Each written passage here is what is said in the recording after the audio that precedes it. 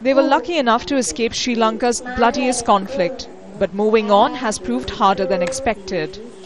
Veena and her children are ethnic Tamils who were recently set free from a government detention centre. But Veena's husband wasn't so fortunate. A suspected Tamil rebel, he surrendered to Sri Lankan forces who promised he would return back home once an investigation was complete. It's because the government said the war was over that I believed them and handed over my husband. They have to tell me what happened to him.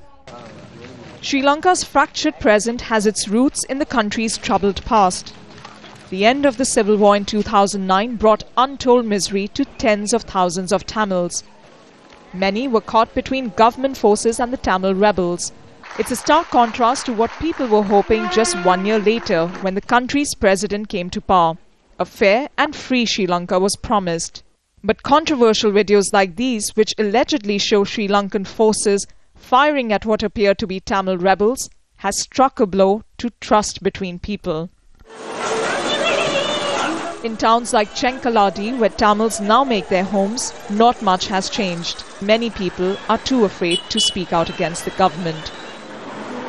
In the capital, Colombo, each day a family looks for their son, husband or father who disappeared as a result of the conflict. What is happening, they need to do it in a more transparent manner, because grieving without knowing is a hard process.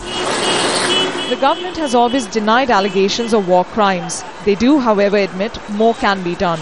There's no lack of transparency and accountability, but certain cases could have slipped through the net, and that's why I'd like to look at each of them individually. For Sri Lankan Tamils, peace was meant to end years of misfortune. Instead, for many here, life remains difficult and in some cases worse.